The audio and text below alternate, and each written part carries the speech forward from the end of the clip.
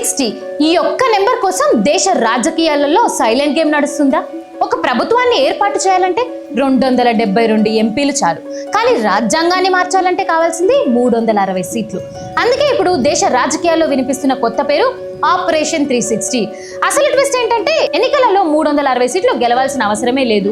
1985 anti defection లాలోని paragraph 4 ప్రకారం ఒక పార్టీకి చెందిన 2/3 ఎంపీలు ఒక్కసారిగా మరో పార్టీలో విలీనమైతే వారి సభ్యత రద్దు కాదు.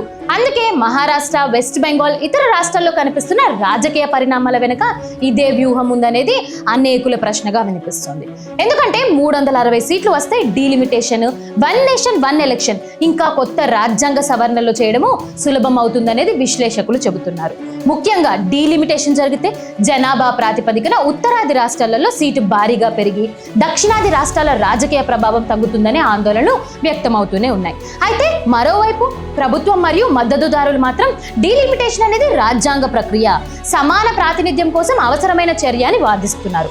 అసలు ఆపరేషన్ 360 నిజంగా దేశ భవిష్యత్తు కోసం జరుగుతున్న వ్యూహమా, లేక ప్రజాస్వామ్య సమతుల్యతను మార్చే రాజకీయ చదరంగమా?